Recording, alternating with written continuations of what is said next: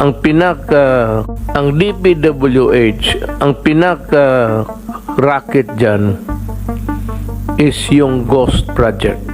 Ang laging defensive na gaslighting ng mga DDS na biktima rin ng gaslighting. Bakit nadamay na naman si Tatay Digong?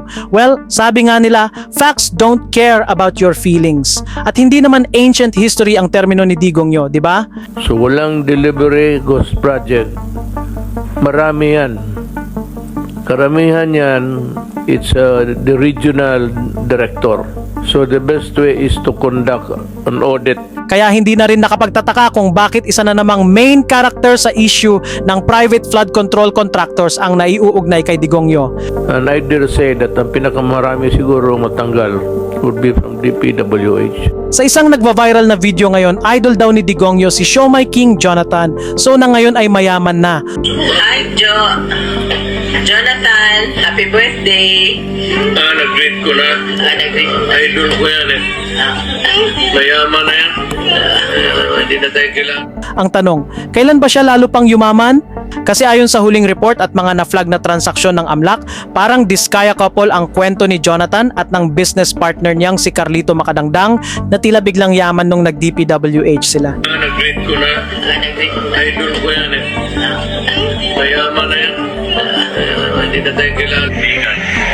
At kanila. At walang iba sa Jonathan.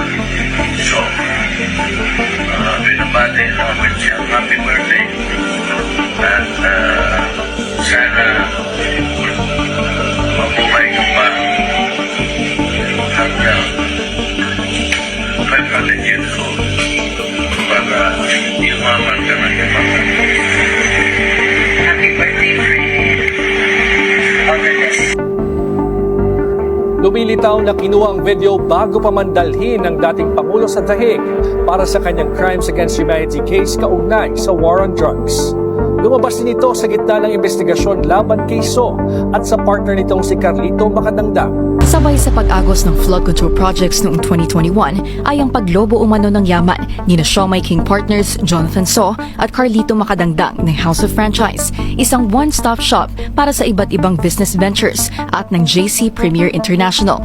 Sa nakuhang dokumento ng Billionario.com, pinuna ng Anti-Money Laundering Council o AMLAC ang pagtaas ng assets ni na So at Macadangdang simula nang ma-involve ang JC Premier sa pangongontrata sa DPWH flood control projects. Itinayo ng dalawa ang JC Premier noong 2019 with just a 31,000 peso capital. Pero ang 1,800 transactions worth 4 billion pesos ng Premier noong 2020 lumobo pa sa 6.5 billion pesos noong 2021 para sa 2,500 transactions. Sa kabila ng mabigat na pagpasok ng pera sa Premier, minimal net income lang daw ang idineklara nito noong 2022. Bukod sa Premier, may natuklasan din ang AMLAC na anilay unusual fund movements sa House of Franchise sa parehong taon. Itinayo ang franchise business na ito noong 2022 sa kahabaan ng Shaw Boulevard. Ayon sa AMLAC, mahigit 2,600 inter-account transfers ang House of Franchise na nasa 3.9 billion pesos. 1 billion pesos naman in check deposits. Nang sugsugin ng AMLAC ang mga perang ito, napag-alaman nila na nagkaroon ng shift from franchising patungong contracting sina So at Macadangdang sa pamamagitan ng mga corporate vehicle mula sa Black Hard Hat na dating JC Hard Hat ang pangalan. Itinayo nila itong dalawa noong 2019 at nailipat sa pinsan ni So na si Gian Payawal Galang noong 2021. Simula nang itayo ang Hard Hat from 2019 hanggang nitong 2025, bilyong pisong mga tseke ang gumagalaw umano sa ilalim ng kumpanyang ito ayon sa AMLAC. Bukod dyan, nakatanggap ang Hard Hat ng credits mula sa DPWH na tumigil naman na noong 2024 kung kailan pumasok naman ang One Frame. Si Gian Galang na ang nagtayo ng One Frame noong 2023 at base sa dokumento ng AMLAC, nakakubra ito ng flood control projects sa Bulacan kasama ang top-notch Catalyst Builders na isa sa top 10 construction companies na nasa listahan ng Pangulo. 15 projects worth 1.48 billion pesos ang na-corner na proyekto ng One Frame at top-notch sa Bulacan.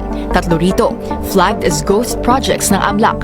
At ang tatlong proyektong ito nasa ilalim ng land bank account ng One Frame na nagkakahalaga ng 296.9 billion pesos. Philippines. Isa pa sa natuklasan ng AMLAC ay ang natanggap na 103 million pesos na cheque na top-notch mula sa OneFrame between 2023 and 2025 na ayon sa AMLAC ay patunay na ang dalawang kumpanya ay parehong aktibo sa pagdadivert umano ng pera ng gobyerno patungong commercial banks.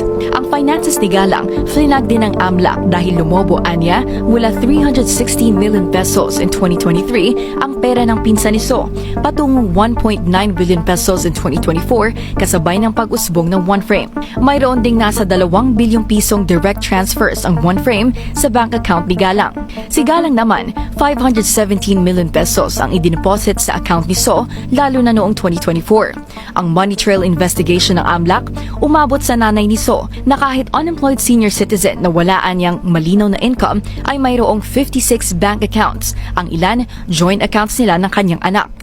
Nang ilabas ng Bilyonaryo.com ang report na ito ng AMLAC, pansamantalang na-block ang website ng BNC.